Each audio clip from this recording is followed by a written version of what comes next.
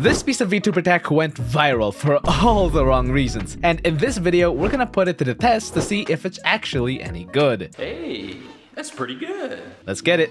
This is Rebocap's 15-point full body inertial motion capture, which is a bit of a mouthful. It's basically a 15 tracker kit for full body tracking with built-in sensors, so you don't have to worry about setting up equipment like base stations. So now that we know what it is, why did it go viral? Well, there's this clip that you may or may not have seen recently of a VTuber who left her trackers on when she went to the bathroom. But instead of losing signal or walking off screen, the exact opposite happened, and you could see everything, and that made the internet go wild. People were baffled, wondering how'd she do that? What is she using? And did she really just leave the bathroom without washing her hands? The last one was a yes. Yes, she did just leave without washing her hands.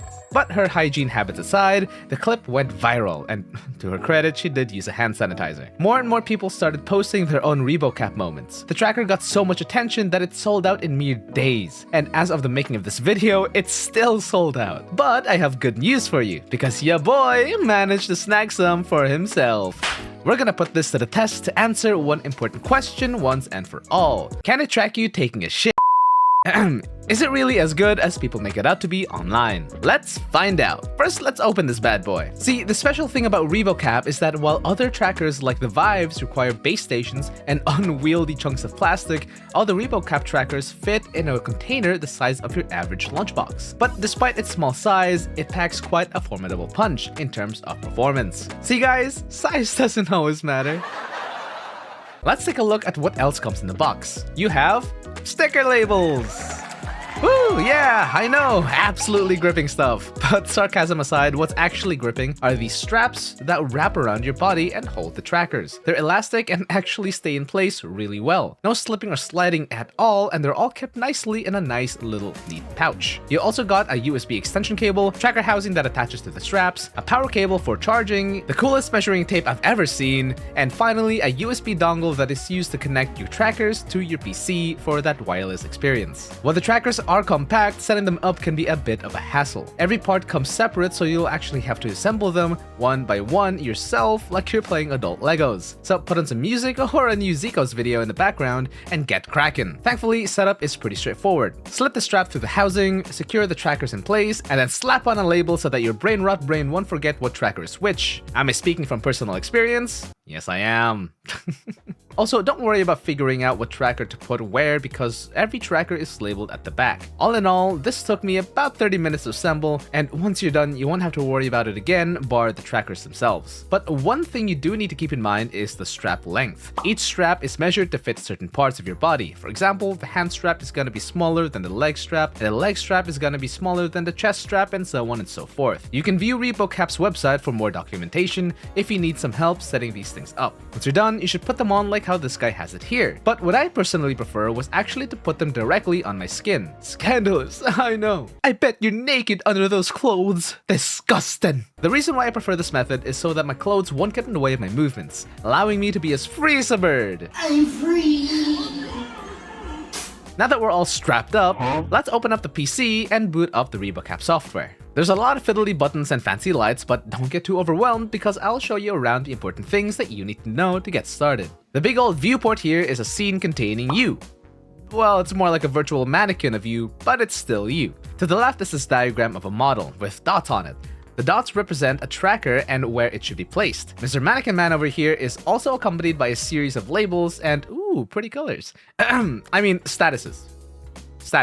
This is the tracker's name, followed by their ID, battery status, signal status, and magnet status. If you're wondering how these things work, let me give you a very brief rundown and simplified explanation. Rebocap trackers are what's known as IMUs, which stand for Inertial Measurement Unit. This means that no trackers or external sensors are necessary. Instead, it's all done internally. Inside the tracker is a combination of a gyroscope, an accelerometer, and magnets. Each part works together so that each tracker can tell where they are and how fast they're going. In other words, it's how the trackers track. But I'm not qualified enough to talk about the science behind all these things, but one big tip I do have if you're planning to use this is to try stay away from magnets and anything that can be magnetized, like screws and iron objects, so that you can keep your trackers tracking smoothly. Next, we have calibration, which is self-explanatory. There's also additional calibration in the configuration tab. More info on those in the documentation. Next, we have PC settings. VMC output is how you connect your Rebocap software to your desired 3D tracker of choice, like VC Face or Warado. You might also want to pay attention to this little switch here, lock displacement. Turn it on and you walk in place. Turn it off and you can wander around. Either way, chat can still see you do your business. Sorry. I'll stop with a toilet joke. It's just really funny, okay? Let's get calibrated and see how this thing performs. Calibration complete. Okay, nice. Oh. Why am I backwards? What the frig is this? I immediately ran into an issue. But it turns out it was not Rebocap's fault, it was my own idiocy. I basically mixed up my lefts and my rights, even when it was clearly labeled by me. There we go. Much better. Look, you can finally see how much I talk with my hands. Of course, I had to try out a few movements to see how well it would track my entire body, like squats, the Asian squats, and breakdancing. I call it breakdancing because it breaks my knees. Ah, my knees. I'm not beating the Unk status allegations. It's looking pretty good so far, but it's only in the software. We gotta see how it actually looks like with a VTuber model. So with the calibration all set up correctly, let's boot up my 3D model and see how it tracks in practice. Whoa! Yes, I turned into a girl. No, I'm not a femboy. This was the only 3D model I had during the unboxing, okay? But if you want to see how I made her, I have a video for that you can watch after this. All in all, I was pleasantly surprised. I was expecting some glitches and weird pops, but it was all relatively smooth, accurate, and actually quite to respond to my motions regardless of how fast I went. Battery life was pretty good too. I ran these things for more than 2 hours during an active karaoke stream where I did a lot of moving around and also a lot of dancing, and yet the battery barely even budged. I even found out that a short 10 to 15 minute charge can bring a tracker up from 0% to nearly 20%, which should already give you a handful of hours to play with. The trackers themselves were slim and very light, so I could move around freely, not once did I ever feel weighed down. But with the positive feedback out of the way, let's move on to the bad, the ugly, and the downright stinky. I noticed my limbs, head, and especially entire body would slowly drift away over time. I suspect that it has something to do with the high magnetic levels around my room, especially towards my feet. I mean, just look at these yellow and red indicators. Like, I don't know about you guys, but this doesn't look very good. My room is quite small, so I didn't have a lot of space to work with, and I'd say the ideal setup would be an open space where nothing magnetic is within a couple of arm lengths away from you. Regardless, I found myself quite literally drifting off screen, or even looking like I came straight out of The Exorcist. However, I did find a solution, and that was to automatically reset the origin every 2 minutes using this. Though I did wish that it would blend you back to the origin instead of snapping you back to the origin. Regardless, it wasn't the most elegant solution, but it was better than literally leaving the screen.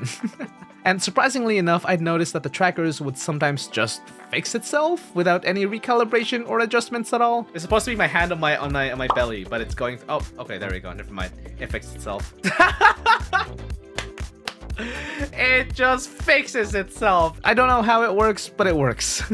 But if it ever came down to it, I would spend just a quick 30 seconds to recalibrate as a last resort. One last con about the trackers I found was actually to do with the charging box itself. I'm not sure why, but some of the trackers wouldn't actually charge as much as the others. It's like the connection was kind of messed up or something for some of the docks. There would always be at least one left on less charge or even no charge when everything else was full battery. I'm still trying to figure it out, but that's certainly something to keep in mind. I'll be honest, when I saw the price of these things, I was a bit skeptical at first. $200 is suspiciously cheap, especially considering that the main players for full body trackers are way more expensive. Like, a single tracker from one of these staple brands would cost about as much as the entire set of 15 trackers from Rebocap. But I'm glad I gave these a go because I ended up very impressed with them. And in the end, despite all the silly glitches I actually ran into, I quite enjoyed my time using them.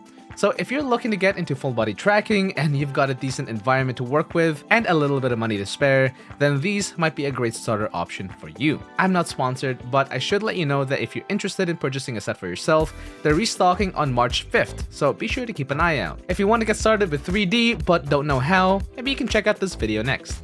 Ciao!